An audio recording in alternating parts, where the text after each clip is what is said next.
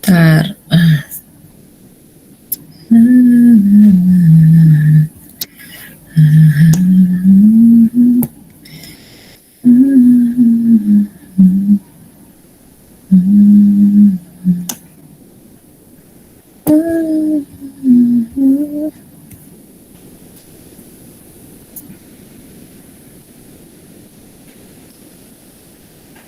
Ini gimana sih?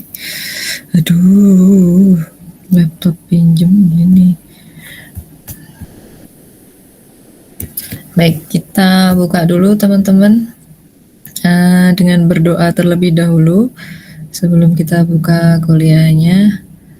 Oke, berdoa dipersilahkan.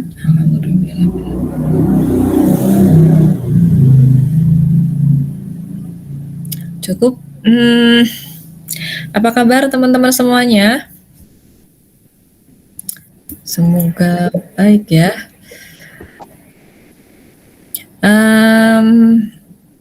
Hari ini agendanya adalah kita akan membahas hasil seminarnya teman-teman kemarin dapat apa aja.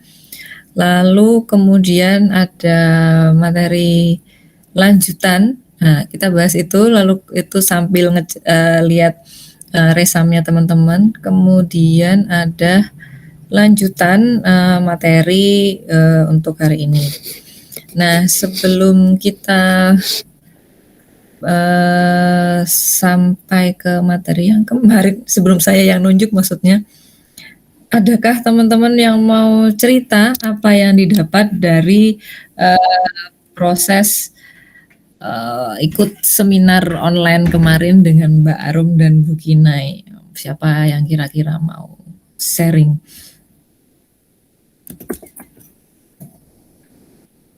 Silahkan. SMA.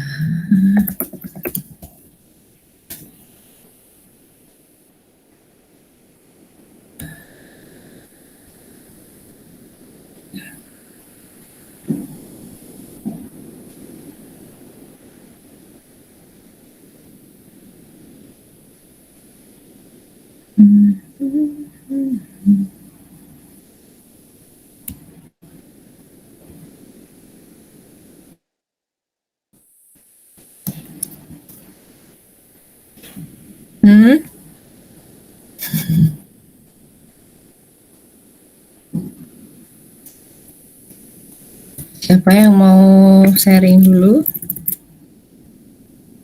Kesan-kesannya apa yang didapat dari pemaparan Mbak Arum dan Bu Kinai minggu lalu? Bukan minggu lalu, kemarin Sabtu.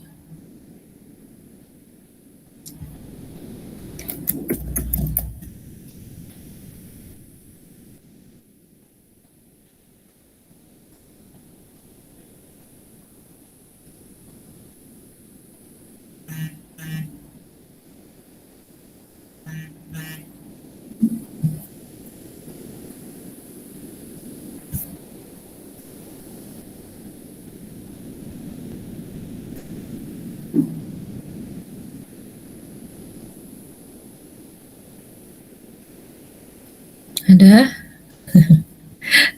yang mau sharing?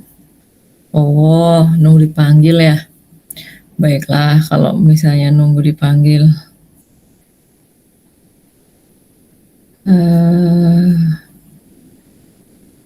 Goliza Salsabila, yang kelihatan pertama kali namanya itu soalnya.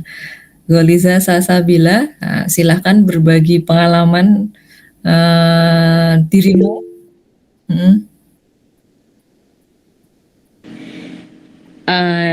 Setelah ngikutin seminar yang kemarin diadain tuh, jadi tahu Bu apa itu talent mapping. Apa emang talent mapping?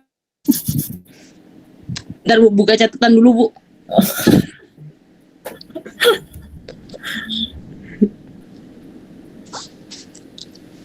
Talent mapping itu asesmen kepribadian yang dirancang untuk mengenali bakat. Dengan itu kita dapat mengenali potensi kinerja dalam berbagai aktivitas dan peran. Terus kalau kamu sendiri nih, itu kan definisinya talent mapping yang di-share sama Bu Arum tuh. Nah, kalau kamu sendiri tuh, akhirnya dapat pengetahuan, talent mapping tuh itu gitu. Kalau kamu sendiri tuh apa yang kamu dapat, apa sih pengertian, atau kalau ditanyain talent mapping tuh apa sih, Lisa, misalnya kayak gitu, terus kamu jawab apa tuh kok ditanyain kayak gitu?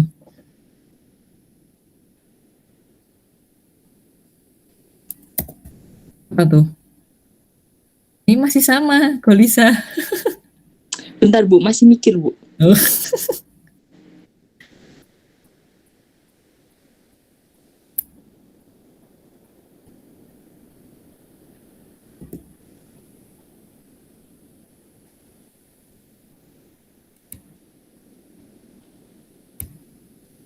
Kok pakai mikir? Kan ditanyain.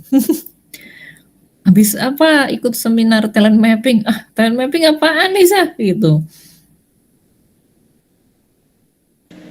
Apa ya Bu? Kamu dapat aja, kalau misalnya dapat, oh ya tes aja gitu, atau gimana lah gitu.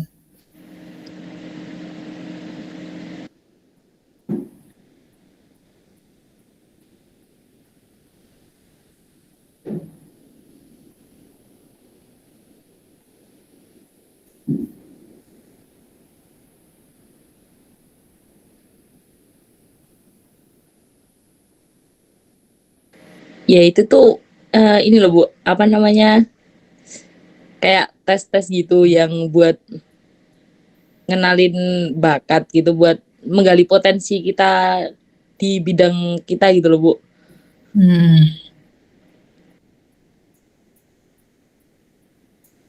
Menurutmu seberapa penting sih untuk tahu bakat gitu?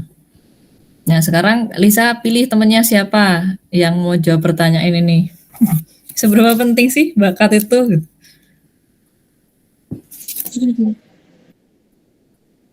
Lisa yang pilih, temennya siapa yang menjawab? Fiska boleh tuh Bu, tadi di chat saya diketawain Bu sama dia. Silakan, boleh pilih siapa temennya. Yang dipilih nggak boleh nolak. Fiska Bu, Fiska. Oke, ayo Fis. Penting nggak sih Fis? Apa pentingnya kalau penting gitu?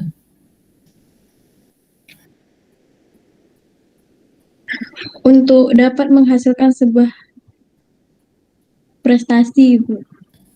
Untuk mendapatkan hasil sebuah prestasi. Sebentar ya. Saya harus ditelepon. Bentar.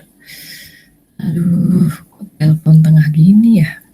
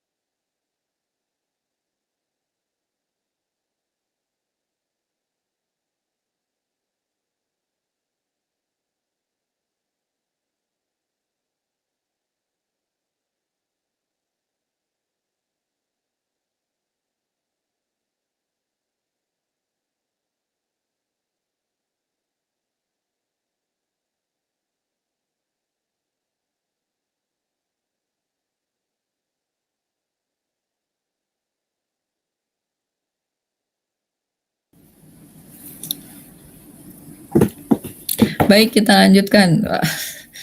Karena harus nelpon, harus diangkat. Kalau nggak diangkat,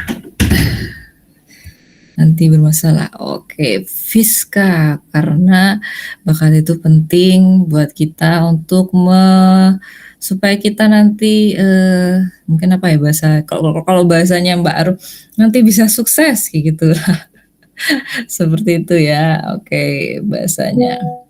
Baik, Fiska silahkan pilih temennya yang lain lagi. Nah, yang akan menjawab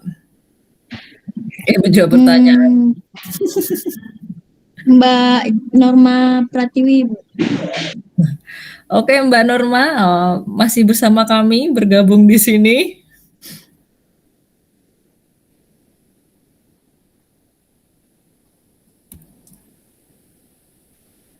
Silakan Mbak Norma Pratiwi, apakah bisa mendengar suara saya?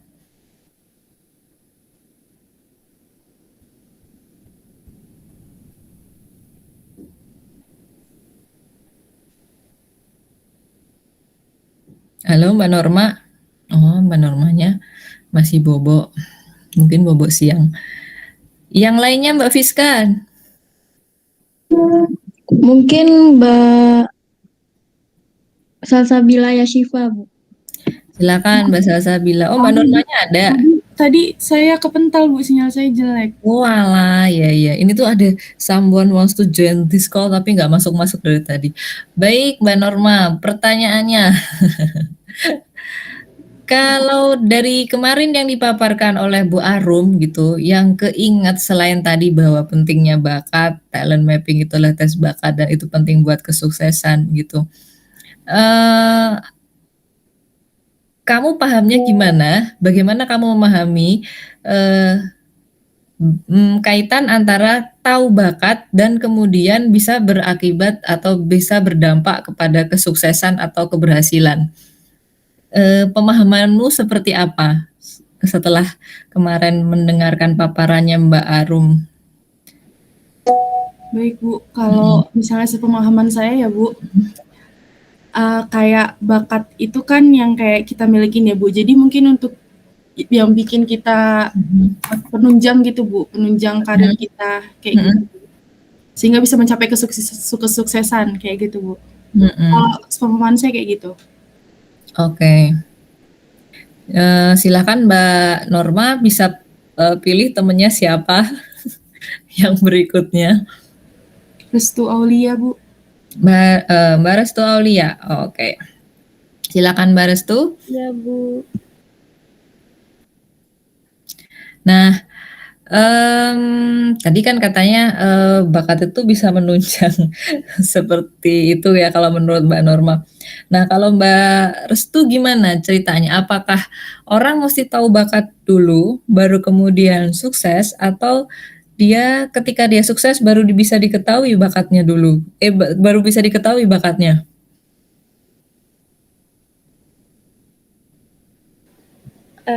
Kalau menurut saya, Ibu, dari bakat dulu karena kan orang itu menilai dari potensi diri kita.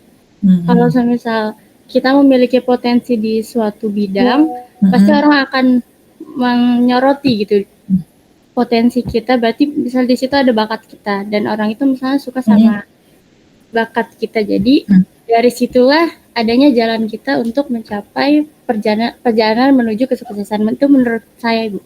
Nah, oke, itu jawabannya Mbak Restu Aulia ya. Nah, ini tadi ada yang makasih ya Mbak Restu ya. Ini ada Riza Rezani Rifki. Tadi maaf ya belum disenggol. Udah jawab loh tadi tuh. Tentang talent mapping dan manfaat dari talent mapping itu sendiri. Nah, Riza, kalau tadi kan katanya Restu itu orang mesti tahu bakat dulu baru kemudian bisa sukses gitu. Sebetulnya orang sukses tuh nggak tahu bakat itu mungkin nggak sih gitu? Dia sukses tapi dia belum tahu bakatnya apa. Mungkin nggak Riza? Izin menjawab, Bu. Mohon maaf, Bu, rada berisik, Bu, lagi di kampus. Kalau menurut saya sendiri, Bu, bisa-bisa aja sih, Bu, ada kemungkinan seseorang itu untuk bisa sukses, tapi dia maksudnya kurang mengetahui bakatnya gitu loh, Bu. Oke, terima kasih. Jadi bisa aja ya orang sukses. tanpa mengetahui bakatnya tuh bisa-bisa aja. Nah, sebetulnya yang orang lihat itu tuh bakat atau kemudian apakah maksudnya gini, apakah orang lain tuh bisa lihat bakat kita sih sebenarnya gitu? Nah, siapa yang mau jawab mungkin? Riza tadi belum dikasih kesempatan milih temen ya. Silahkan Riza pilih temennya siapa. Anastasia, Bu. Oke, silakan Anastasia. Gimana tuh? Orang tuh apakah bisa lihat bakat orang lain gitu?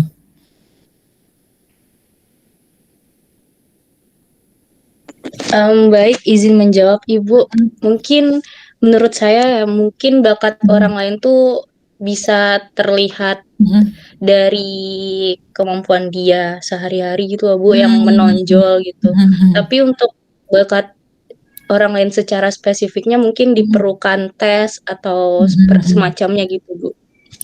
Jadi yang kelihatan ya mungkin yang menonjol aja ya. Kalau mau spesifik, menurut Anastasia nggak bisa kita lihat, perlu alat bantu ukur gitu ya.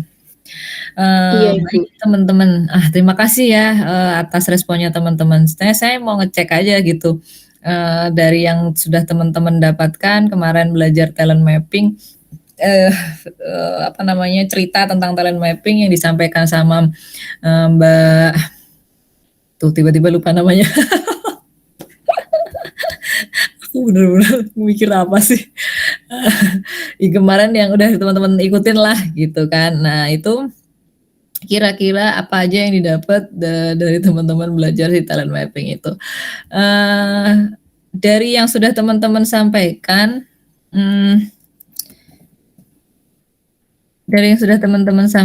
nih, kalau saya sih nangkepnya kayaknya ada beberapa yang perlu diluruskan ya. Nah, mungkin kemarin Mbak Arum sangat bersemangat sehingga mungkin ada beberapa yang teman-teman terbawa semangatnya Mbak Arum, tapi kemudian ada hal yang mungkin teman-teman belum menangkapnya, yang dimaksudnya tuh apa gitu ya. Ini apa lagi nih? Minta Oke. Maaf, terlalu banyak sirkulasi pesan. Jadi perlu yang saya luruskan tadi kaitannya dengan dari yang akhir, bahwa sebetulnya kita tuh nggak bisa lihat bakat teman-teman, karena bakat, kembali lagi, bakat itu adalah sesuatu hal kayak misalnya yang materi PPT yang lalu gitu. Jadi bakat itu adalah sesuatu hal yang istilahnya potensial gitu. Nah, mungkin ada tadi yang tadi saya udah expect banget nih, Natasha bilang bisa yang dilihat, tapi saya tuh berharap, tapi yang dilihat tuh hanya kemudian ciri-ciri atau yang memanifestasikan bakat gitu. Bukan yang tentang yang dominan atau tidak dominan, tapi adalah perilaku kita yang memanifestasikan bakat. Seperti itu. Jadi kembali lagi, karena bakat itu sesuatu hal yang sifatnya potensial, jadi dia nggak akan bisa dilihat dengan orang sekali pandang kayak gitu. Jadi perilaku yang bisa dilihat orang lain itu adalah perilaku yang memanifestasikan bakat. Kembali lagi, frame kita adalah sebagian besar adalah tentang bakat kognitif. Misalnya orang punya bakat komunikasi gitu.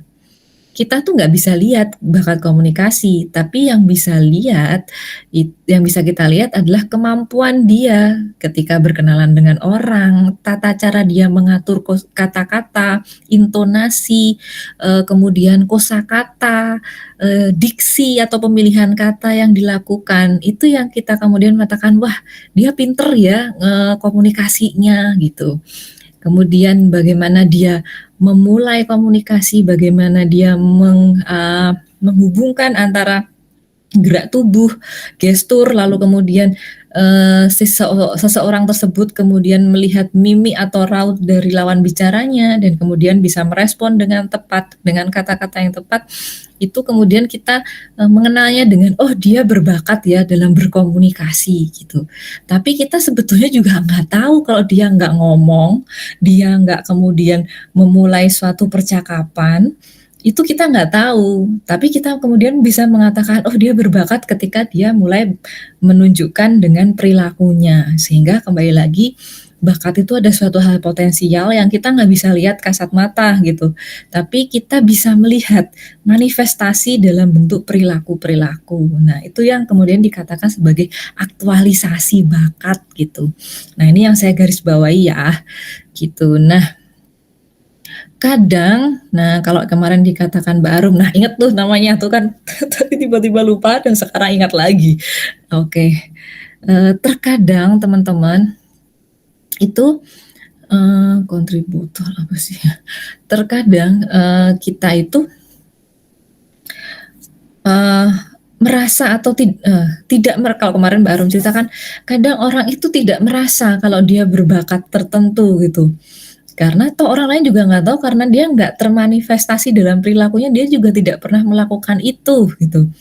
Nah, kemudian dia nggak tahu berbakat tersebut. Nah, kenapa kok begitu gitu?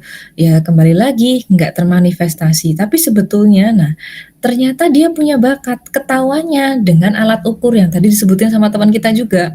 Kadang kita butuh alat ukurnya Bu gitu. Nah karena kita awalnya nggak tahu gitu. Karena mungkin ada bakat-bakat yang tidak diberi kesempatan untuk termanifestasi dalam perilaku. Tidak diberi kesempatan, kalau contohnya Mbak Arum kemarin, itu bisa jadi karena jarang dilakukan. Misalnya ada orang berbakat dalam berhitung atau membuat pembukuan. Dia sih nggak ngerasa ya, karena biasanya pembukuan itu dilakukan sebulan sekali, jarang. Begitu pembukuan, kok contohnya Mbak Arum kemarin ya, tiap hari dilakukan, nah dia baru ngeh nih, ternyata saya berbakat atau tidak. Ketika pembukuan dalam tiap minggu itu rapi dan lancar, oh berarti dia bakat dalam hal detail dan dalam kaitannya dengan currency gitu. Tapi kalau misalnya ternyata dalam seminggu pembukuan tiap minggu ternyata berantakan, oh ternyata saya nggak berbakat ya, cuman perasaan aja ya, claiming pribadi gitu, kayaknya bakat di dalam hal pembukuan, ternyata enggak begitu banyak frekuensinya rapat, saya nggak bisa gitu.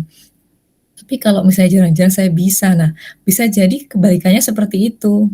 Ketika sering dilakukan menjadi muncul gitu, ternyata saya dari dulu tuh memang bakat gitu. Atau sebaliknya, kita merasa berbakat karena tiap hari melakukan sesuatu yang kita mestinya good at that pekerjaan itu gitu. Misalnya,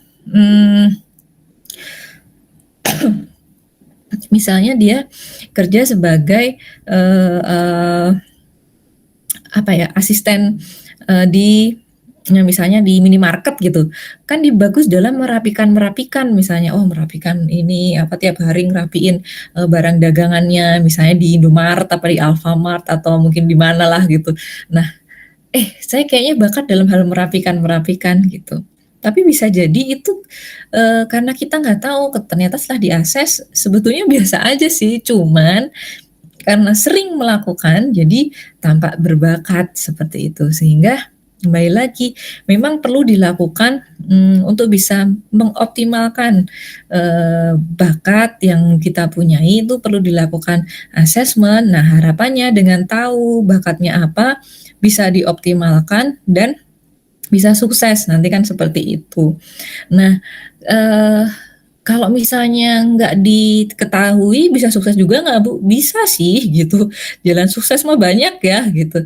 Hanya mungkin sebetulnya usahanya lebih banyak gitu. Karena perbedaannya orang yang berbakat dan tidak berbakat ketika melakukan satu hal yang sama, ketika orang yang berbakat itu untuk menjadi mastery itu butuh hanya 3 kali, misalnya 3 kali ketukan, 3 kali usaha, itu sudah kemudian menjadi mastery atau ahli, sedangkan yang tidak kurang atau kurang berbakat, itu mungkin membutuhkan sampai 7 sampai 8 kali gitu.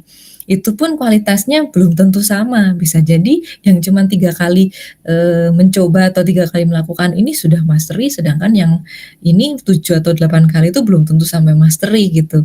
Seperti itu. Jadi perbedaannya di sana. Gitu, itu terkait ngomongin bakat ya. Sampai sini ada yang mau menanyakan atau berdiskusi, menyampaikan pendapatnya? Belum? Kalau belum, silahkan dibuka portalnya. Silahkan teman-teman presensi dulu, karena presensinya sudah dibuka gitu ya. Mungkin nanti udah ada yang presensi, ada yang belum. Nah, mungkin belum nyadar.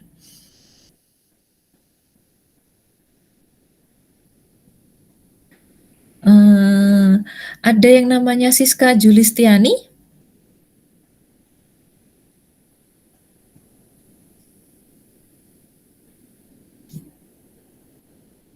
Ada? Adakah yang namanya Siska Julistiani? Tidak ada. Oh, teman-teman ada yang kenal? Namanya Siska Julistiani. Adakah yang familiar dengan namanya? Tidak, karena dalam presensi itu nggak ada nomornya teman-teman. Yang lainnya teman-teman yang lain ada nomor NIM-nya. Nah, beliau nih Siska Julistiani itu nggak ada nomornya. Sehingga saya nanyain, siapa tahu teman-teman yang lain ada yang kenal begitu. Nah,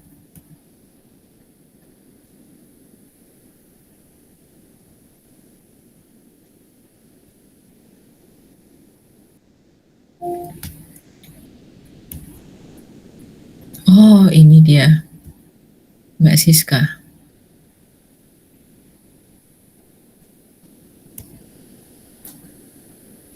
Halo, assalamualaikum Mbak Siska.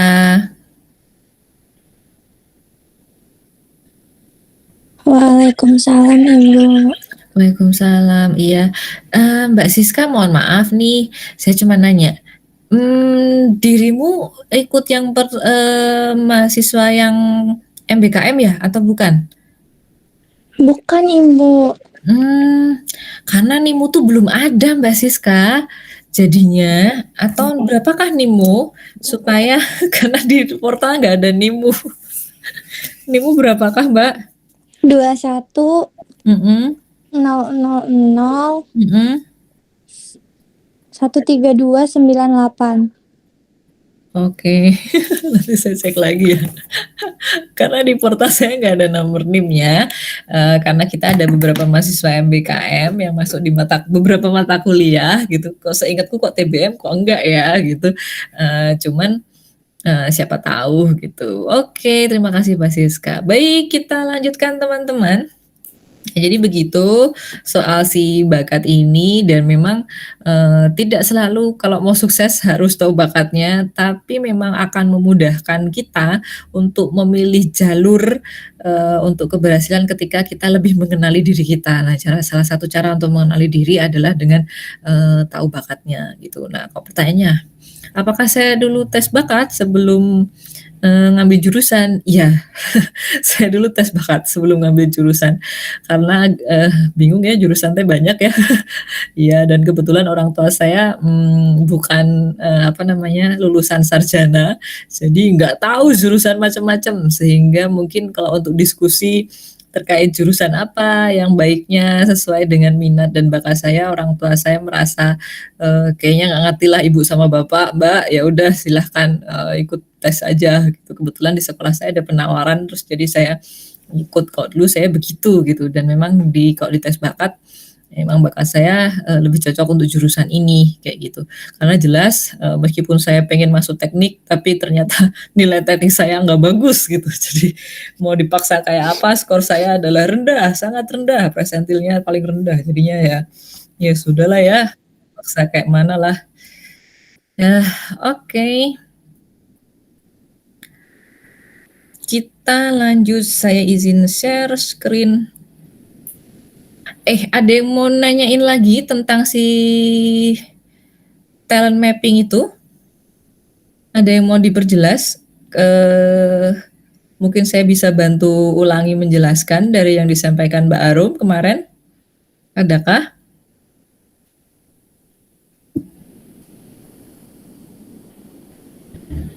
Tidak ada. Jadi sebetulnya kemarin tuh saya pengen teman-teman nanti bisa membandingkan antara EAS yang sama-sama tes bakat dengan si talent mapping ini gitu, talent mapping ini. Karena memang Kalau dari struktur, si EAS ini pakai teorinya, nanti kita bahas ada teorinya. Seperti itu, sedangkan si talent mapping itu pakai teori yang lain gitu. Nah, mungkin nanti sedikit banyak saya akan berusaha untuk bandingin si EAS dan talent mapping ini. Nah, kemarin teman-teman sampai diceritain masalah penscoringan hasil dari talent mapping itu kayak mana gitu. Nah, nanti dan kalau EAS tuh biasanya keluarnya kayak apa gitu ya. Tapi ini kita ngomongin teori dasarnya dulu. Coba share screen. Teori dasar. Ini share.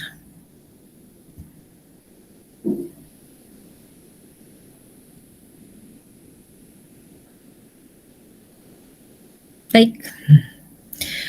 Apakah sudah tampak di layarnya teman-teman? Sudah Ibu. Bu. Oke. Start slideshow. Baik.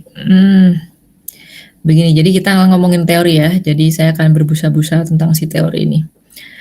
Jadi kenapa sih mesti ada tes bakat ini? Nah, teman-teman kemarin sudah ada prolognya ya. Jadi memang karena kembali lagi untuk optimalisasi. Jadi artinya kalau optimalisasi artinya enggak tes bakat juga bisa-bisa aja sukses. Enggak apa-apa juga gitu kan. Artinya bahwa enggak ada tes bakat juga enggak kenapa-napa. Cuman kita berbicara tentang optimalisasi dan efektivitas gitu ya. Ketika misalnya bisa sih sukses tapi coba-cobanya lebih sering atau lebih banyak, itu juga ya apa namanya butuh waktu lebih banyak. Nah mungkin dengan tahu bakatnya jadi lebih memperpendek masa coba-cobanya itu ya gitu, karena lebih tahu saya tuh cocoknya di mana, nggak usah dipaksain. Kalau misalnya kayak saya nggak usah lah saya nyoba-nyobain jurusan teknik ya, udah tahu nilai mekanika saya tuh skornya rendah banget, pakai acara masuk jurusan teknik, udah lah ya gitu. Nah, kalau misalnya saya awalnya nggak tahu bakat saya, maka saya bisa jadi tetap masuk ngambil jurusan teknik atau keras kepala masuk jurusan ilkom gitu ya. Padahal ternyata saya blenger kalau suruh bikin pemrograman dan ngetik banyak-banyak gitu. Kan bahasa pemrograman gitu ya, ngetiknya panjang, banyak-banyak kayak gitu ya. Nah itu kadang itu yang di awal saya nggak ngerti, kiranya keren aja.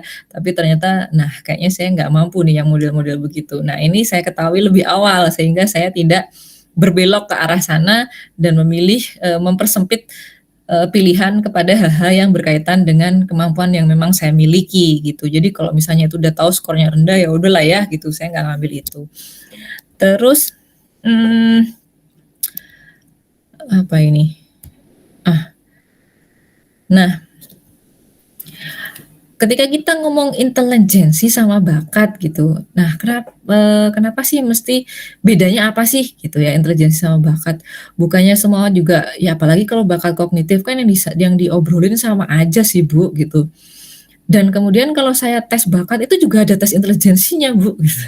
Iya memang intelijensi dan bakat ini memang apa namanya sangat berkaitan. Nah, si intelijensi ini adalah sekumpulan bakat-bakat gitu, apalagi kaitannya dengan bakat kognitif seperti itu. Jadi si intelijensi ini itu adalah dari bakat-bakat yang banyak dikumpulin itu jadi intelijensi. Itulah kenapa pada beberapa alat tes intelijensi itu subtes-subtesnya bisa dilepas menjadi alat ukur bakat. Misalnya kayak tes EAS ini tuh ada kemudian beberapa subtes EAS itu bisa digunakan untuk mengukur intelijensi seseorang gitu. Adapun si tes EAS ini sendiri nanti kemudian akan menjadi subtes-subtes untuk mengukur bakat gitu. Tapi ada beberapa subtes yang kemudian ketika digabungkan akan menjadi pengukuran intelijensi. Pun dalam beberapa kasus memang ada tes intelijensi yang kemudian bisa dipecah jadi tes bakat. Kalau EAS kan dari tes bakat yang kemudian bisa tes intelijensi, GATB juga bisa gitu. Tapi ada beberapa tes intelijensi yang kemudian dipecah bisa jadi bakat seperti itu. Tapi yang saya garis bawahi tidak semua tes begitu ya, tergantung dari awalnya tujuannya itu sendiri. Tujuan pembuatan tentunya. Nah, pengembangan dari tes bakat itu berasal dari teori intelijensi. Nah, ini mungkin teman-teman sudah familiar karena sudah lulus tes intelijensi ya. Nah, ini definisinya dari si Wechsler ya. Wechsler tuh namanya David ya. David Wechsler gitu. Nah, ini definisinya yaitu kapasitas global atau kapasitas umum dari individu yang kemudian ada atau beraktivitas atau kemudian ada perilaku tertentu atau dengan tujuan perilaku tertentu.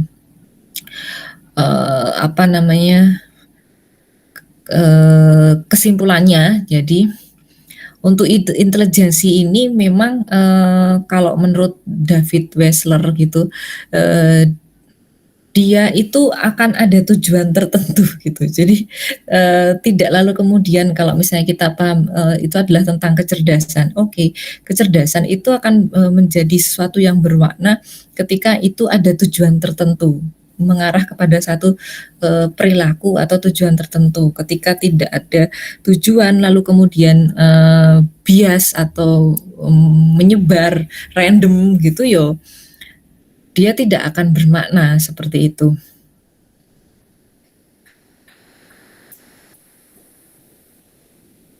Nah, untuk intelijensi sendiri itu ada terdiri dari elemen-elemen kemampuan atau kebiasaan yang kemudian tidak lalu kemudian dia berdiri sendiri atau secara kualitatif berbeda-beda, karena kemudian dia bergabung menjadi satu intelijensi tapi tidak benar-benar terpisah. Jadi ada kaitannya, tautannya. Seperti itu kalau kata si Wechsler. Nah, kalau kata Spearman, nah ini Spearman itu ada dua teori untuk intelijensi ini, yaitu ada dia nyebutnya faktor G factor dan S factor, seperti itu. Faktor yang mendasari semua kemampuan manusia ada di setiap orang ada, tapi besarnya nggak sama.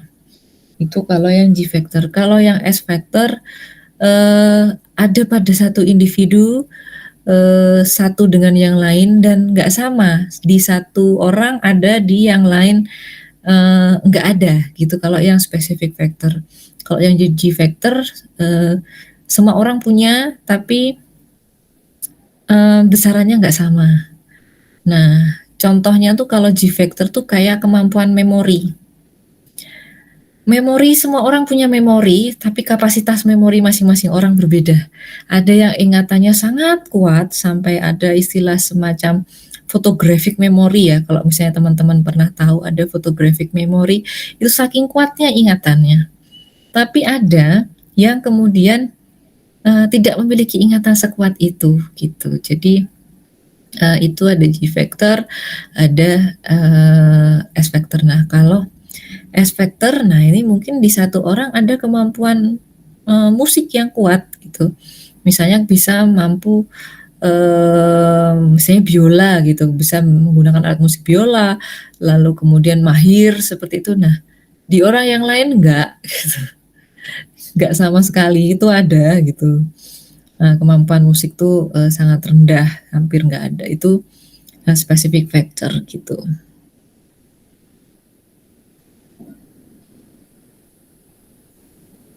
Nah, berikutnya ada multiple factor theory.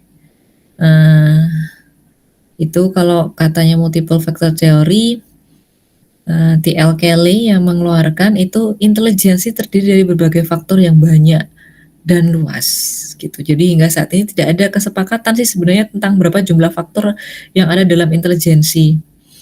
Karena belum ada yang bisa mendefinisikan intelijensi terdiri dari berapa bakat atau berapa faktor yang pengaruh itu, sampai sekarang belum ada yang bisa mendefinisikan itu karena sangat luas.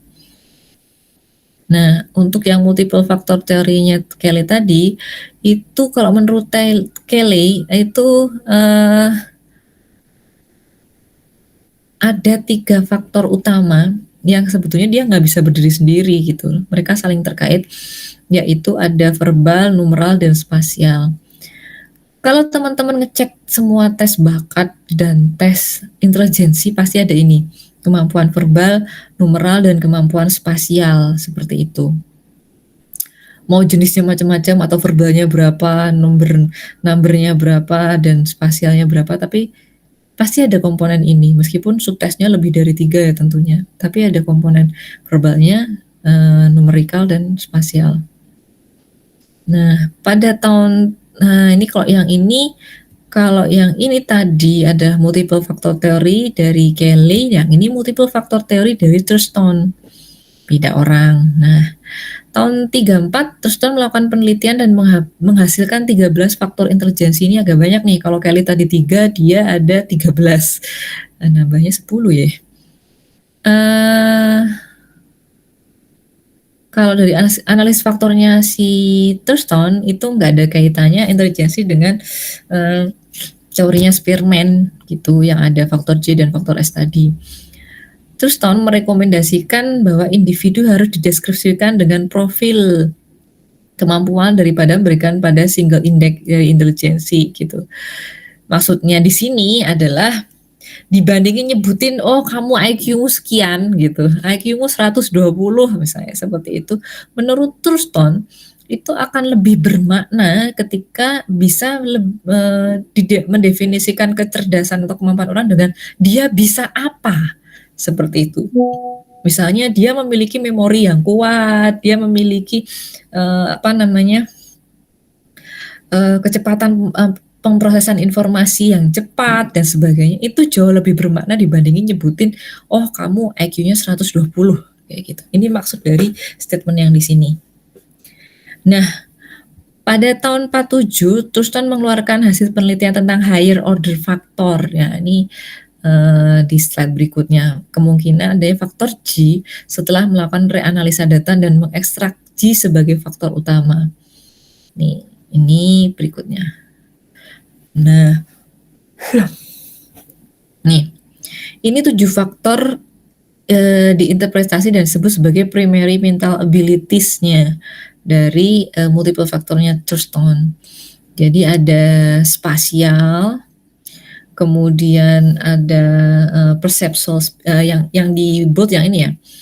7 itu ada spasial, perceptual speed, numerical facility, verbal comprehension, associative memory, word fluency, dan reasoning. Nah, yang digaris bawahi atau yang menjadi primary, istilahnya tadi, yang baliknya tadi loh. Nah, yang higher order factor itu yang spasial, numerical, verbal, dan associative memory. Itu yang masuk ke high order factor gitu, atau bisa dibilang faktor utama mungkin ya, maksudnya si Thurston ini. Nah, teman-teman bisa cek ya ini ya. Ini meskipun lebih banyak jumlahnya, tapi tetap ada unsur-unsur kayak yang Kelly tadi. Jadi tetap ada spasial, tetap ada numerikal, dan ada verbal. Tambah mungkin associative memory gitu ya. Nah, ini. Berikutnya ini kalau katanya si Guilford gitu. Nah, fungsi intelektual itu ada 3 kalau kata Guilford. Ada oppression, content, dan product. Jadi oppression itu adalah pemrosesannya. Kemudian ada konten yang diproses, kemudian ada produk atau hasil dari pemrosesan. Nah, kalau menurutnya Guilford itu dia pakai kubikel seperti ini, agak membingungkan, tapi sebetulnya kalau dibaca paparannya, kalau teman-teman buka bukunya langsung, itu akan lebih ada gambaran yang lebih jelas. Maunya apa sih si teorinya si Guilford ini gitu, dengan menyebut ada oppression, content, dan produk gitu. Jadi kalau oppression atau pemrosesan itu ada evaluation, ada convergent production, ada divergent production, ada memory, dan ada cognition. Itu pemrosesannya. Kemudian yang diproses itu adalah data-data yang berasal dari visual, data auditory, data-data simbolik, data-data semantik, dan data dari behavioral gitu. Itu yang diproses gitu. Nah, kemudian hasilnya bisa dalam bentuk produknya itu dalam bentuk unit, classes atau kelas-kelas, kelompok-kelompok gitu, relation, hal satu berkait dengan hal yang lain, kemudian ada sistem, ada transformation, dan ada implication gitu. Itu kalau katanya si Guilford. Kenapa bisa mikir gitu ya? Wah, saya juga bingung juga nih. Lumayan teorinya nih, lumayan jelimet. Saya perlu lebih lama nih waktu itu untuk memahami ini maunya apa sih si Guilford ini gitu ya, dibikin kotak-kotak ini. Jadi semoga yang saya sampaikan tuh bukan menambah bingung, tapi memberi sedikit secercah harapan atau secercah jalan bagaimana untuk memahami si teorinya si Guilford ini ya. Jadi kembali lagi ada 3, ada operation itu adalah prosesnya, kemudian ada konten itu adalah yang diproses, data yang diproses, kemudian produknya itu adalah hasilnya yang diproses gitu. Nah di konten itu terdiri dari visual, bentuk-bentuk konkret secara visual. Jadi data-data yang sifatnya visual teman-teman bisa lihat, teman-teman kemudian mungkin bentuk yang bisa dilihat atau ditangkap oleh mata ya. Itu. Kemudian ada auditory, itu data-data yang berupa suara gitu dari yang kalian teman-teman dengar. Kemudian ada simbolik. Nah, simbolik itu berupa tanda-tanda simbol gitu, simbol-simbol baik yang bentuknya tulisan atau simbol-simbol dalam bentuk pemahaman ini. Yang menarik itu kok simbol-simbol pemahaman ya gitu. Nah kemudian ada yang semantik, kalau ini kata-kata jelas ya, kalau apa yang teman-teman baca itu yang kemudian diproses. Yang selanjutnya itu ke behavioral. Jadi bagaimana ini sebetulnya melibatkan visual juga gitu, yang dilihat, kemudian interaksi. Jadi membaca interaksi antara satu orang dengan orang yang lain, satu orang dengan situasi yang beragam kayak gitu. Itu kemudian masuk ke behavioral. Nah berikutnya itu adalah operation. Operation itu pemprosesannya. Nah, ini ada beberapa operation itu. Yang pertama ada divergent production. Jadi caranya proses si otak kita ini, ini kan kita ngomongin kognitif ya.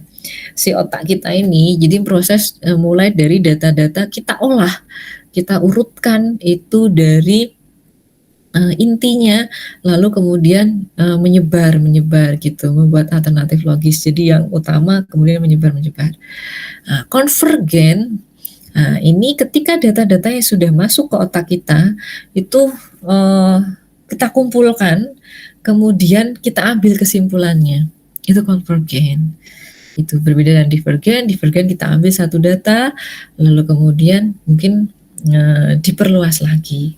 Misalnya ketika kita mendapatkan informasi terkait ini bakat, lalu kemudian baru dicari bakat itu sebetulnya terdiri dari apa saja, lalu kemudian sampai banyak, lalu kemudian dihubungkan bakat itu kaitannya dengan apa, misalnya dengan intelijensi, misalnya dengan kemampuan yang lain, misalnya decision making. Kemudian decision making kaitannya dengan mengambil planning untuk masa depan dan sebagainya. Itu divergen. Kalau konvergen, ketika punya data banyak seperti itu, kemudian diambil kesimpulan.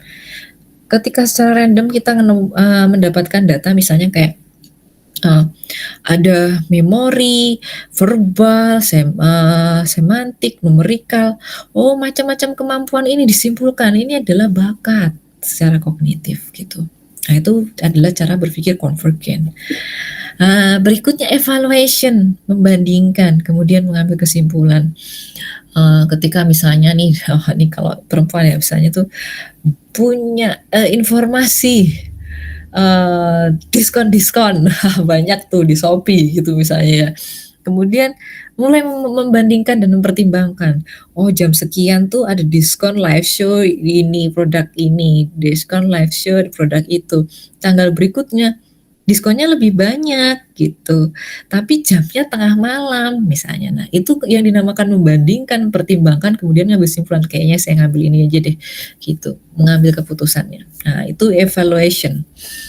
Nah, kemudian ada yang namanya memori. Nah, menyimpan informasi. Nah, ini ada working memory, ada long term memory. Ya, ada short term, satunya ada working memory, kemudian ada long term memory. Nah, untuk yang short term adalah memori jangka pendek, itu yang biasa teman-teman gunakan kalau mau ujian. Belajarnya baru tadi malam, ujiannya paginya. Nah, itu short term memory yang dipakai. Long term memory adalah kayak kenangan-kenangan teman-teman yang masa lalu atau ilmu-ilmu atau pengetahuan yang udah lama gitu tapi masih keinget sampai sekarang. Misalnya cara makan, sederhana itu ya, iya dong. Cara makan, cara berjalan, kemudian cara naik kendaraan itu masuk ke long term memory gitu. Karena bisa jadi suatu saat kita kehilangan tapi habis itu keinget lagi. Misalnya kalau beberapa yang harus bed rest lama dan kemudian operasi itu kadang lupa caranya naik sepeda. Tapi begitu dipegangin sepeda lagi atau kendaraan lagi, hanya butuh waktu latihan beberapa kali kemudian ingat lagi. Nah, itu karena memorinya masuk ke long term memory. Kayak gitu.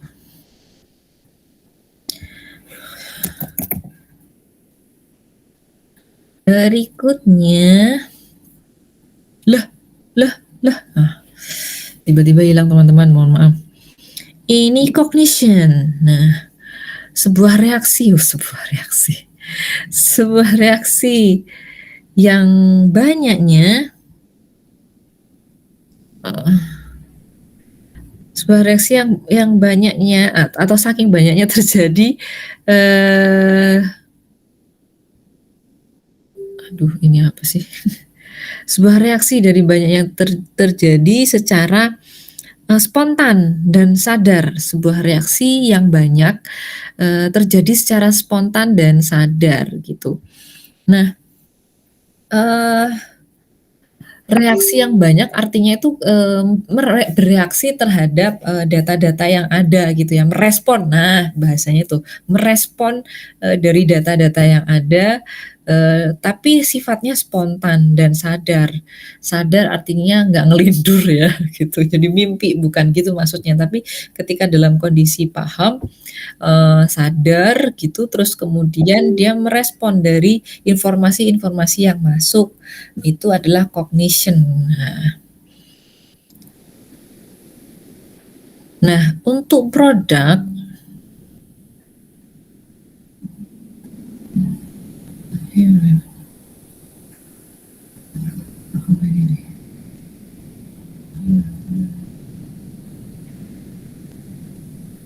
maaf.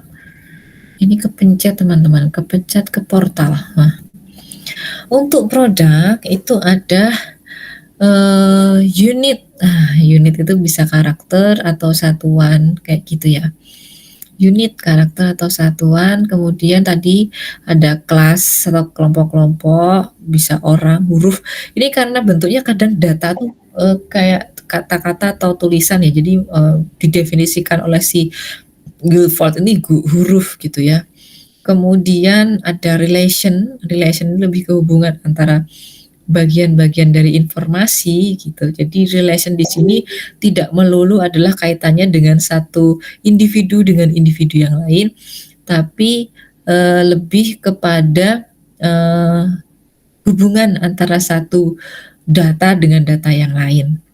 Kemudian ada sistem struktur organisasi yang sifatnya lebih kompleks, kemudian ada transformation, ada modifikasi atau perubahan dari data-data setelah pemrosesan tentu saja. Kemudian ada implication, hubungan dengan luar atau hasil dari proses, kaitannya data itu dengan hal-hal lain di luar data atau dampak implikasi ya, adanya penemuan data tersebut dengan hal-hal di luar data. Nah, itu untuk Guilford.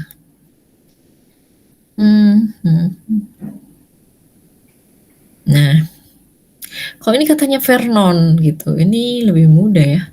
Guilford 59 kan, ini Vernon. Nah, Vernon bikin yang namanya hierarchical factorial model. Jadi dia modelnya bikin kayak monogram gitu. Ada model-model seperti ini.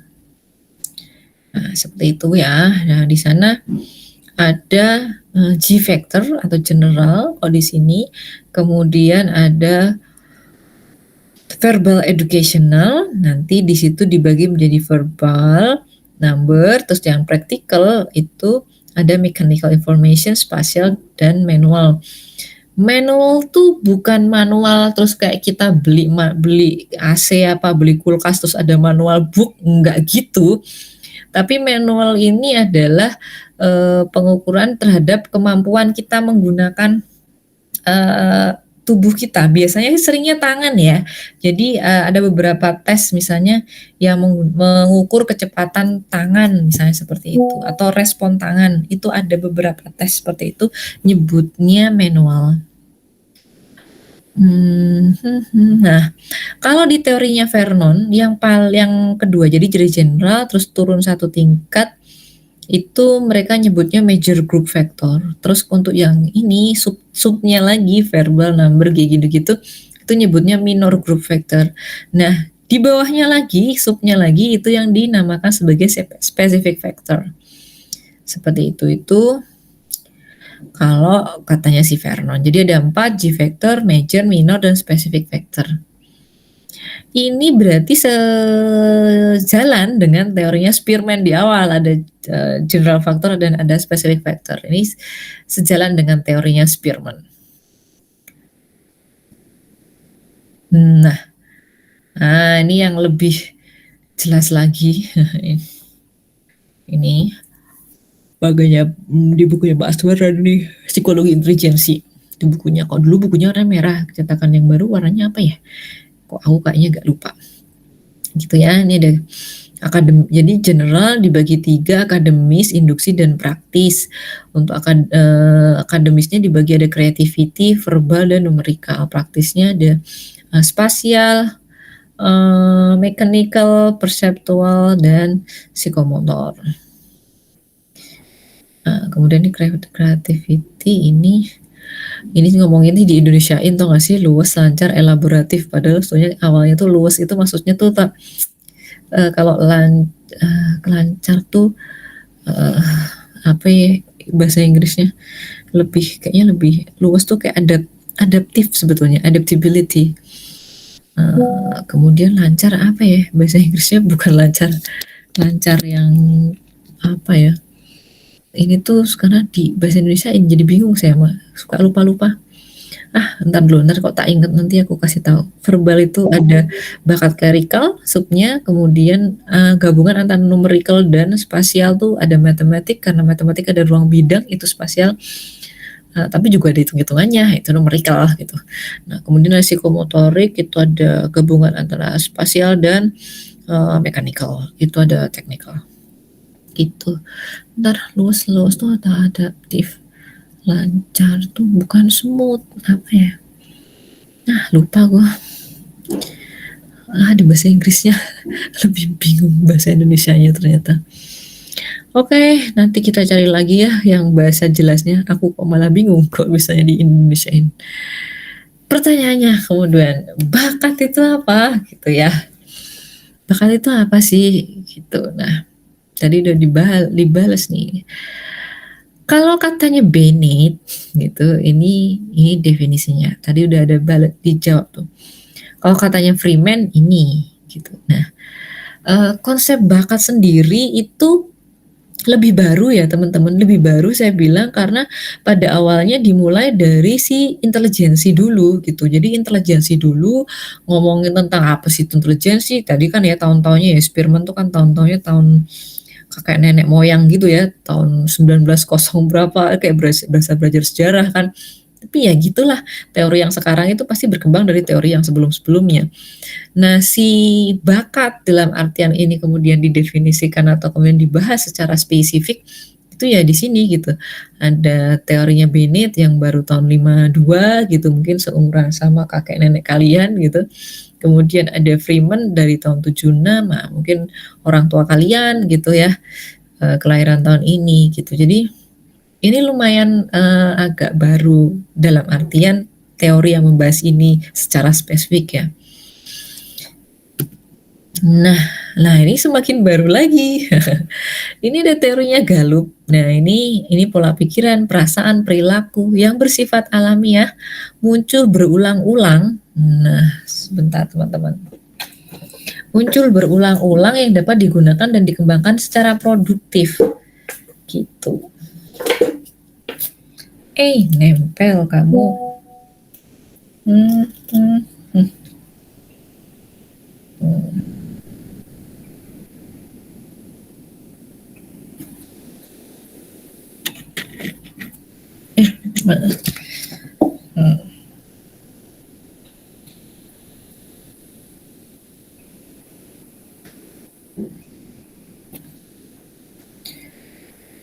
Nah, sudah muncul ya. Nah ini sih Gallup tahun 95. Ini kayaknya masih sekolah. Kalau teman-teman mungkin belum yang pasti belum lahir, tapi saya kayaknya masih kelas kecil, SD atauan gitu deh. Nah si Gallup ini. Kemudian ada teorinya Snow. Snow nih tahun 2002. Wah kalau ini saya udah SMA. Nah, si Snow ini bilang bakat itu sumber daya kognitif, konatif, dan afektif untuk memahami performasi akademik dan proses belajar. Kenapa selalu dikaitkan dengan akademik dan proses belajar? Karena si bakat ini awalnya memang dikembangkan pada proses psikologi pendidikan. Bagaimana mengoptimalkan dari kemampuan-kemampuan dari peserta didik karena dari proses belajar. Itulah kenapa si bakat ini sangat psikologi pendidikan banget. Awalnya begitu. Cuman dalam perkembangannya karena kita bicara bakat, terus kemudian menempatkan orang pada jenis pekerjaan yang sesuai bakatnya, nah maka akan sampai ke PIO. Seperti itu jadi ceritanya. Nah Gallup ini adalah teori yang digunakan pada talent mapping yang kemarin teman-teman ikut seminarnya yang dijelaskan panjang lebar sama Mbak Arum ya. Nah ini pakai teorinya si Gallup ini gitu. Nah ini perbedaan bakat dan talenta. Nah, sampai di sini dulu ada yang mau berkomentar? Silakan. Soalnya ngomong terus saya. Hihihihihi.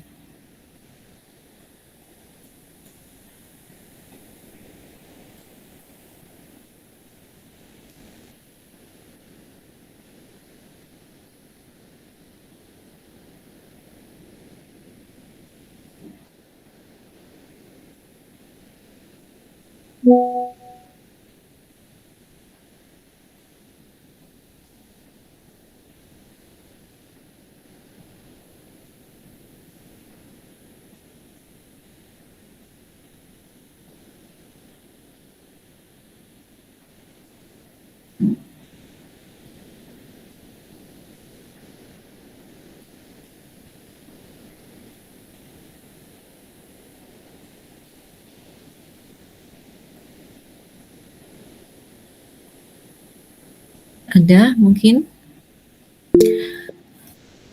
Oke, terima kasih Riza atas responnya. Baik. Kalau gitu, saya yang nanya. Kalau begitu saya yang nanya. Bakat vs talenta. Aduh. Kenapa ya? Nggak dong.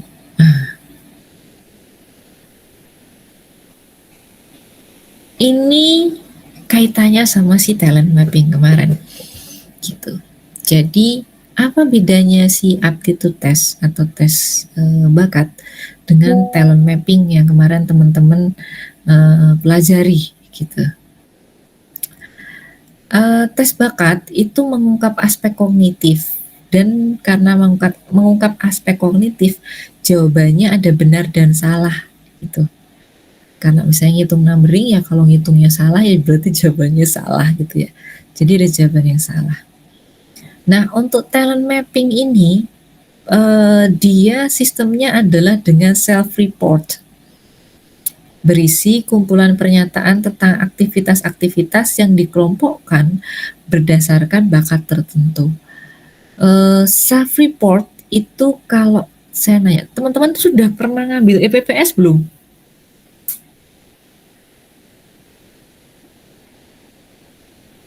Sedang mengambil, Bu. Oh, sedang ya, iya karena ini ya kepribadian ya, non projective. Oke. Jadi self report, yang namanya tes self report itu adalah teman-teman yang kemudian memilih, misalnya ada pilihan aktivitasnya berenang dan naik gunung. Kamu milih yang mana? Kamu nanti kasih pilih misalnya berenang atau pilih naik gunung gitu. Nggak bisa pilih dua-duanya, pilih salah satu. Ini yang dikatakan self report. Jadinya si testi itu kemudian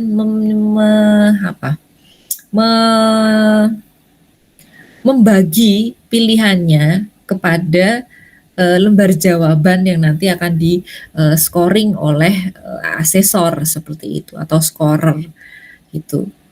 Nah, kalau aptitude test yang dikatakan ada jawaban benar salah, ini bentuknya kayak tes misalnya 5 tambah 4 kurangi 9 misalnya kayak gitu.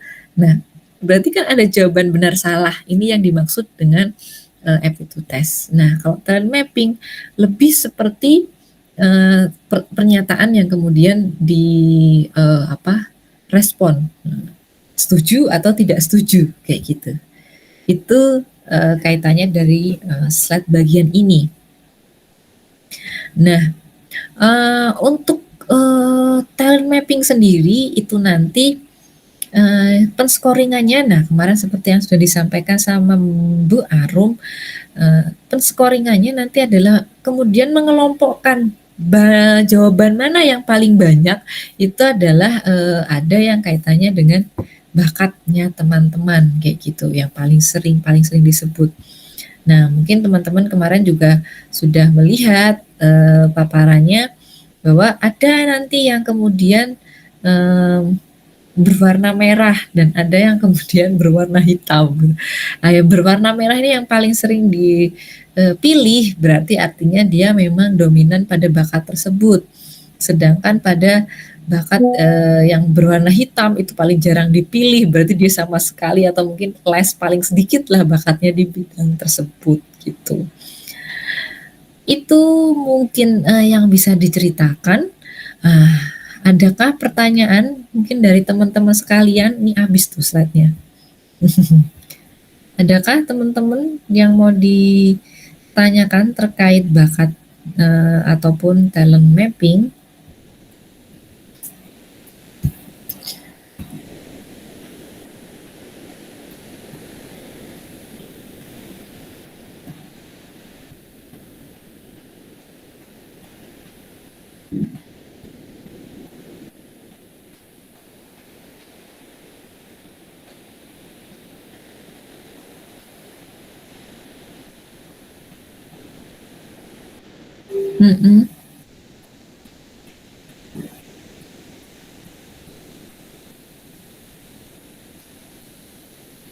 Adakah teman-teman? Nah, ini punya aku dulu di mana ya?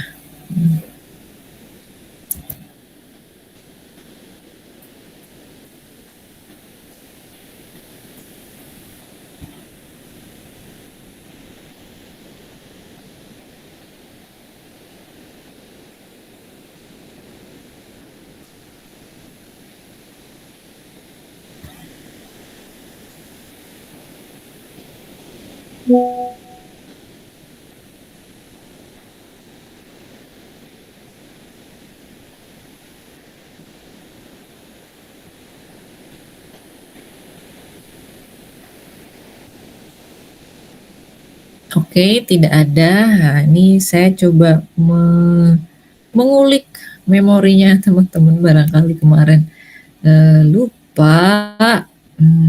Nah, ini kalau ini punyanya saya. Kalau ini kemarin punya Barum, ini punyanya saya. Gitu.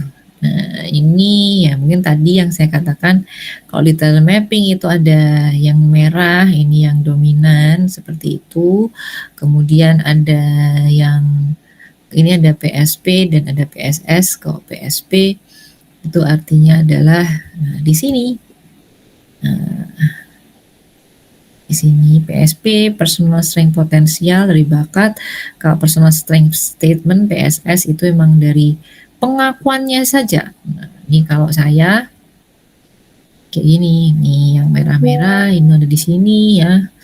Kok saya kayaknya orang baik hati dan tidak sombong ya, volunteering, assisting, greeting, informing, serving gitu-gitu ya. Kayak banyak baik hatinya saya nih ya. Advising, supporting, motivating ya, guiding ya gitu-gitulah. Nah, gitu dan saya kurang cocok dengan kayak controlling. Nah, ini putih nih. Nggak ada sama sekali, saya juga nggak men-state saya memang berbakat dalam hal itu gitu. Kemudian interrogating, nah, nggak pinter saya interrogating. Kemudian influencing lah, ini jual-jual nggak cocok saya nih. Kemudian recruiting, nah ini juga agak ternyata nggak terlalu baik. Tapi interviewing saya lumayan lah ya, saya emang suka interview gitu. Nah, counseling, caring, nah kayaknya saya kayak baik-baik aja ya, yang baik-baik gitu. Nah itu kan oke. Representing, nah saya nggak ngerasa saya orangnya representing, tapi ternyata saya punya bakat representing dan itu cukup kuat. Nah, tapi saya nggak terlalu baik nih dalam hal bookkeeping, cashiering, costing, evaluating, inspecting. Nah, ini beberapa hal yang saya nggak terlalu baik.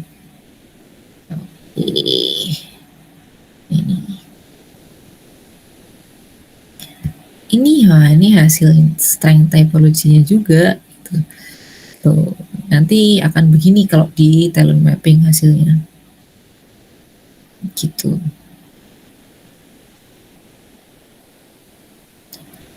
Oke.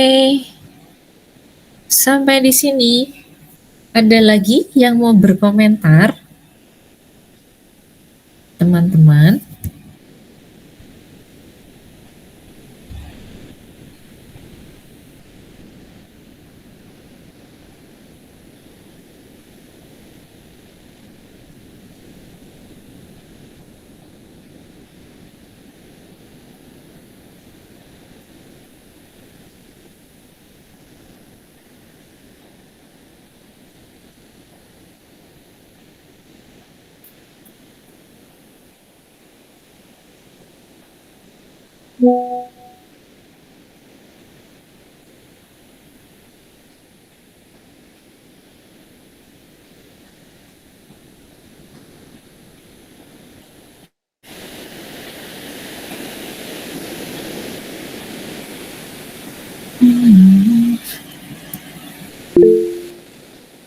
Baik, Mbak Fiska, silahkan Mbak. Mohon maaf Ibu, saya izin bertanya. Boleh. Seperti tadi yang sudah Ibu jelaskan di awal. Ketika seseorang mempunyai bakat dalam berkomunikasi, misalnya ia punya potensi, namun ada beberapa faktor eksternal yang menjadikan dia suka ngomong kayak belibet, cepat atau nggak jelas gitu Bu. Karena saya pernah baca kalau ngomong belibet gitu ada arti psikologisnya. Kayak sering ngomong namun tidak pernah didengarkan. Apakah itu betul gitu maksudnya Mbak Fiska? Ya, sehingga hal itulah yang menghambat dia untuk mengembangkan potensi yang ada di dalam dirinya. Nah, cara mengasah dan mengembangkan potensi itu kembali bagaimana ya Bu? Terima kasih Bu. Oke, terima kasih Mbak Fiska. Nah, ini sebetulnya Sebetulnya salah satu hal yang kenapa sih kita kan belajar psikologi, ngapain kita ikutan tes bakat ya? Atau kita ngetes diri sendiri nanti, atau kan kadang gini, ketika role play itu teman-teman tuh ada yang serius ngerjain sehingga kan keluar skor bakatnya yang itu memang benar-benar bakatnya dia, tapi ada yang nggak serius teman-teman gitu. Kalau saya bilang sih, kalau role play gitu serius aja gitu. Karena ini kesempatan untuk nyobain tes bakat atau mungkin tes apapun itu gitu, sehingga kita punya gambaran setidaknya ya bisa menggambarkan diri kita sendiri gitu. Meskipun nanti kita skor sendiri juga, atau mungkin ada teman yang bantuin skor ketika di cross gitu ya kan. Biasanya sama dosen kan kerjaan kita di koreksi teman-teman lain. Nah, kelebihan atau keuntungannya ketika kita mengetahui bakat kita sendiri, pertama yang awalnya mungkin kita ngerasa berbakat tapi ternyata kita nggak berbakat itu gitu, nggak muncul juga. Tapi atau kemudian yang awalnya kita nggak tahu kalau kita berbakat tapi ternyata kita berbakat di bidang itu. Itu salah satu kelebihannya. Dan kaitannya kalau ternyata kita tahu kita punya bakat tersebut, misalnya tadi contoh lah misalnya komunikasi gitu. Nah, selama ini kita juga ngerasa, iya loh saya tuh juga enjoy sih kalau misalnya komunikasi sama orang, cuman kok rasanya belibet ya gitu. Atau mungkin ada orang masukan dari teman yang mengatakan bahwa sebetulnya kamu tuh kok ada bakat tapi kok kalau komunikasi kok nggak smooth ya, misalnya kayak gitu.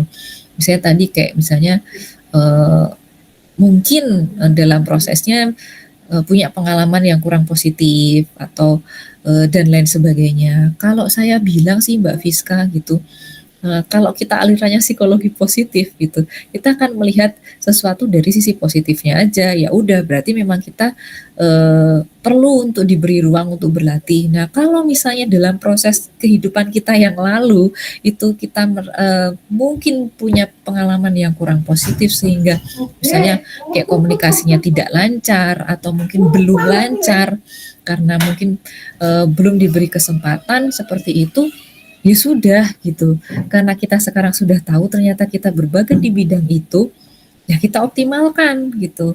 Dengan cara apa? Ya karena kita sudah dewasa sekarang, ya kita melibatkan diri dengan aktivitas-aktivitas yang menunjang bakat kita. Artinya bahwa masa depan kita itu ya it is your hand gitu. Jadi ketika kita banyak merutuki dalam tanda kutip masa lalu kita, misalnya pengasuhan yang misalnya kurang humanis lah, atau misalnya kesempatan belajar yang kurang optimal dan sebagainya, kita nggak akan maju gitu loh. Menurut saya seperti itu gitu.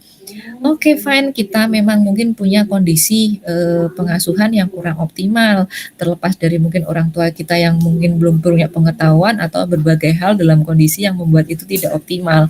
Ya it's okay gitu. Ya kita terima saja kondisinya sekarang. Nah, sekarang kita melangkah maju ke depan karena kita sudah tahu bakat kita di bidang ABC gitu misalnya, atau dalam aspek ABC, ya kita optimalkan itu. Kalau misalnya memang bidang kita misalnya dalam hal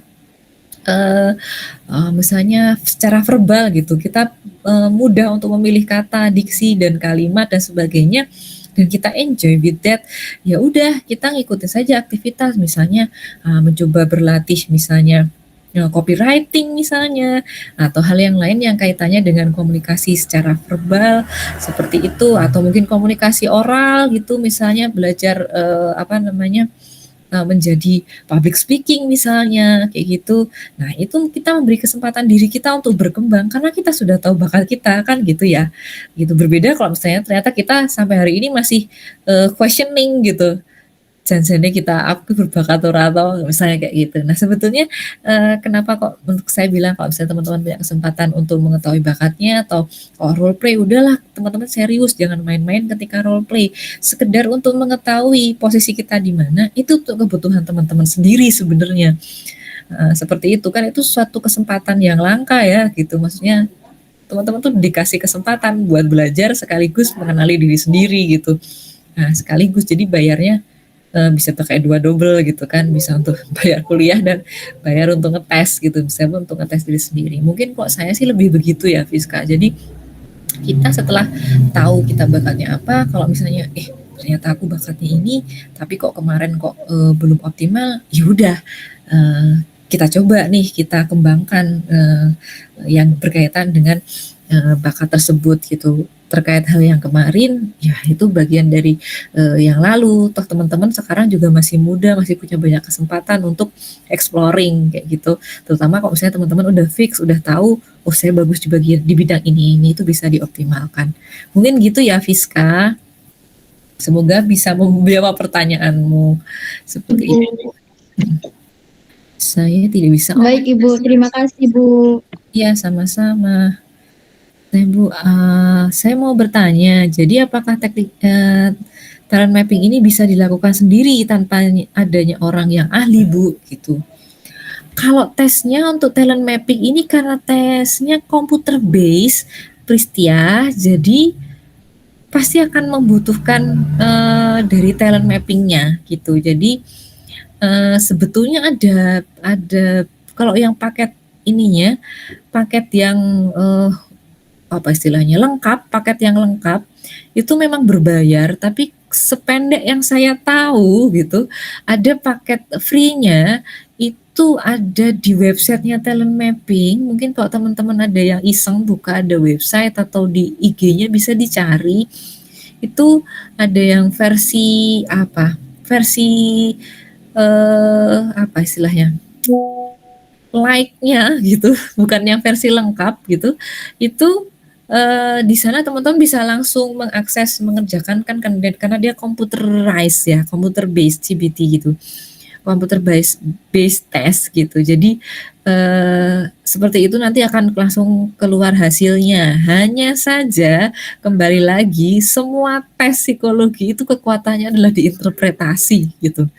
Mau hasilnya kayak apa? Kalau misalnya teman-teman yang kenapa kok misalnya nanti someday kayak kemarin saya bilang kan ini adalah alat tes tipe A, B, C kayak gitu-gitu ya.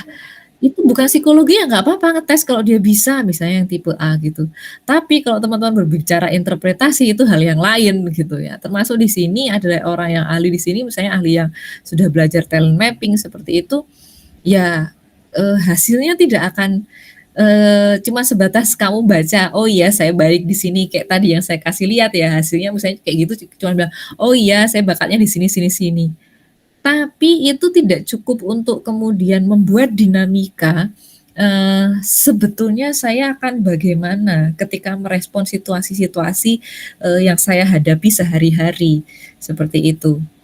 Nah, saya cuma tahu bakat saya, tapi kemudian bagaimana saya merespon dan sebaiknya saya bagaimana karena saya punya kecenderungan merespon begini. Nah, itu yang kemudian membuat saya menemui berbagai permasalahan atau kegagalan atau kesulitan selama ini karena saya kecenderungannya begitu. Nah, untuk bisa menjadi lebih optimal, saya harus bagaimana? Nah, ini yang kemudian kita perlu diskusi atau perlu berkonsultasi dengan ahli seperti itu. Sama tes psikologi yang lain juga begitu. Kalau cuma ngetes nyekor semua bisa. Teman-teman S1 begitu selesai mata kuliah ini harusnya bisa gitu. Tapi ketika berbicara masalah interpretasi, masalah mendinamikakan, teman-teman harus belajar lebih banyak lagi kayak gitu. Seperti itu sih teman-teman. Jadi kalau ibarat mau bilang intelijensimu 120 ya teman-teman bisa ngitung 120. Tapi 120 itu maksudnya apa? Nah ini yang kemudian akan berbeda ketika teman-teman berkonsultasi dengan ahlinya seperti itu. Mungkin bedanya di situ ya Pristia. Baik, mungkin ada teman-teman yang lain juga. Talent basic. Oi, oi, oi, oi, oi.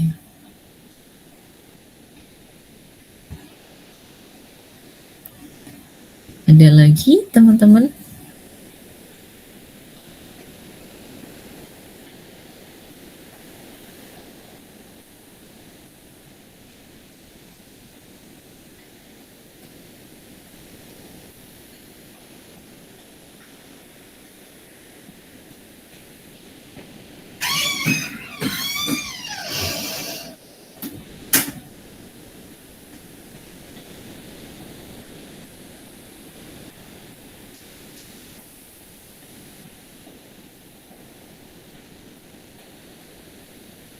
Mengingatkan kembali kepada teman-teman untuk melakukan presensi di portal. Seperti kesepakatan di awal, saya tidak menerima lupa presensi ya, gitu, karena saya sudah beri kesempatan teman-teman untuk melakukan presensi di portal.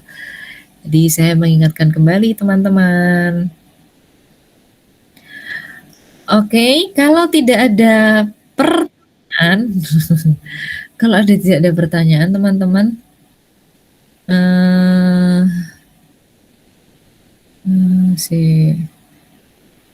sebentar.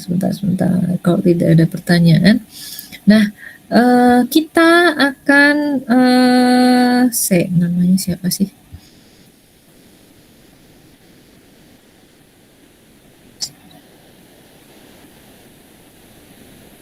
Nah, kita akan membagi diri dalam kelompok. Kita tuh berberapa ya kelompoknya ya? Nah, itu kita akan kalau di portal saya itu ada 51 teman-teman. Cuman ada 1, 2, 3, 4, 5, 6, 7, 8, 9. Ada 9 orang teman kita yang belum pernah masuk dari pertemuan pertama dan kedua. Itu ya, 1 ada Galuh R. Yuwanda, ada Mahendra Pasha, ada Romanisa Dian Patriasih, terus Restu Aulia Anggita Putri. Nah, ini Fiska Neftia tuh siapa ya? Ibu mohon maaf, soalnya ada Ibu. Iya, ini tolong portalnya di presensi ya Mbak, gitu. Karena kan mereka pakai portal ya, bukan sama saya ya. Portalnya kayaknya belum ini deh, tapi di saya sudah di presensi. Oh, oke, baik. Coba saya ituin ya.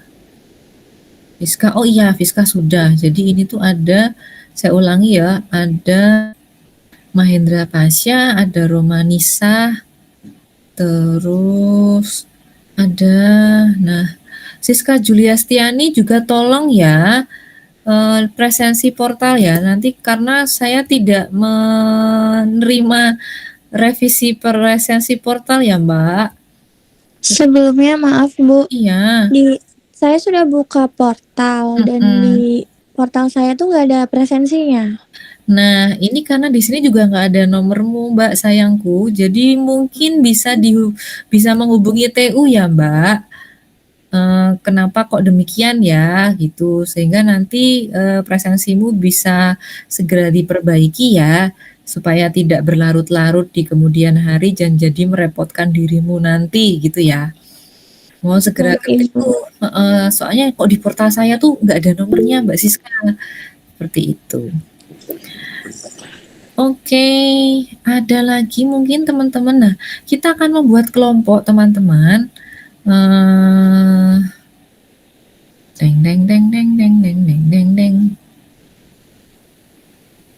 Kita akan membuat kelompok, satu kelompok 5 mahasiswa. Silahkan sih siapa temannya. Tugas teman-teman adalah membuat video penjelasan terkait, jadi pilihan, ada pilihannya. Bentar.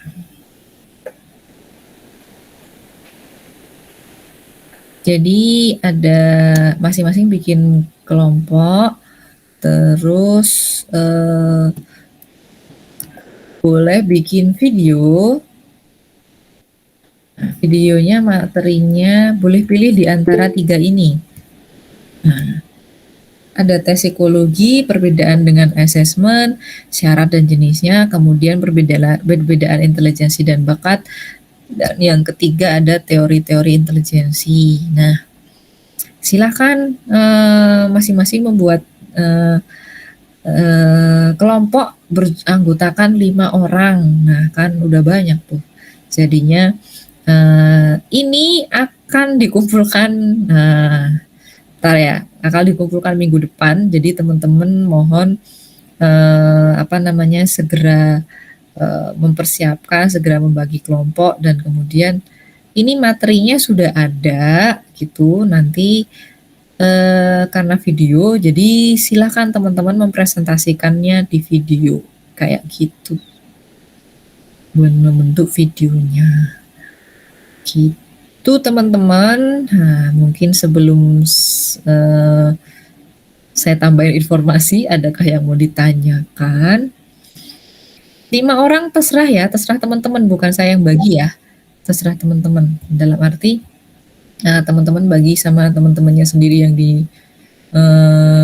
nyamankan.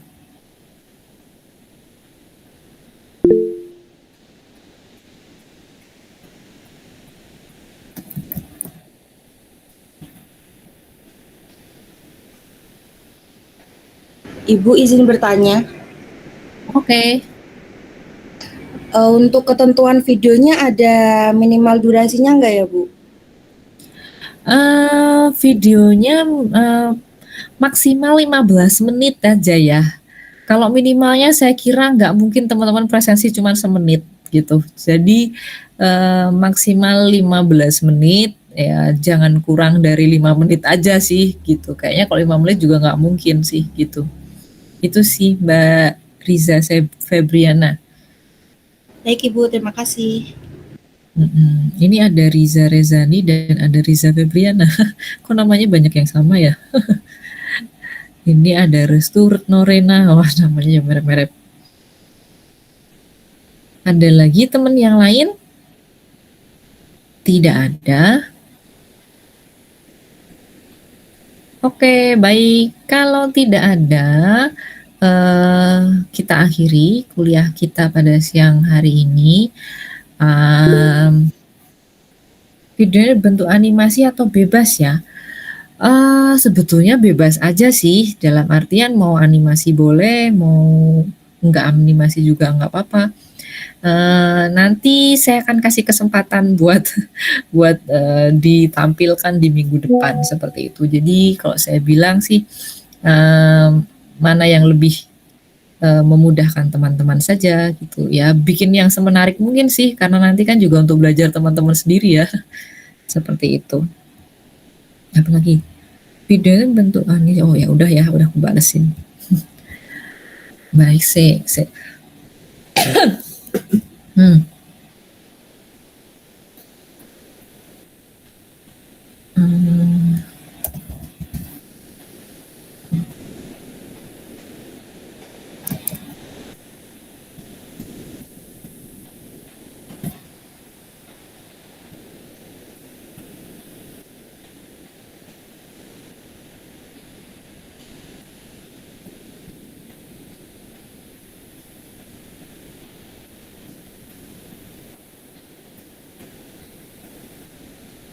Oke, nanti materinya akan saya share segera, materi PPT yang seperti yang minggu lalu dan minggu ini. Jadi nanti teman-teman bisa menggunakan materi itu untuk bahan membuat video. Oh, PPT per teman 1-2 di-share ke grup ya, Bu. Oh, nanti linknya aja, Mbak ya. Nanti linknya saya share ya. Kalau semuanya di-share di grup tuh agak berat ya. Mohon maaf, nanti linknya aja teman-teman silahkan mendownload dari linknya gitu. Linknya nanti saya share di grup. Gitu saja teman-teman. Baiklah, kalau sudah tidak ada yang mau ditanyakan, kita akhiri kuliah kita pada siang hari ini. Kita berdoa terlebih dahulu. Berdoa dipersilakan. Alhamdulillahirrahmanirrahim. Terima kasih atas kerjasama teman-teman. Mohon maaf atas segala kesalahan dan kekurangan saya. Untuk teman-teman yang ada bermasalah dan presensi, saya mau segera ke TU supaya nanti tidak merepotkan teman-teman di kemudian hari. Begitu saja, saya akhiri. Wassalamualaikum warahmatullahi wabarakatuh. Waalaikumsalam warahmatullahi wabarakatuh. Terima kasih, Bu. Ya, sama-sama.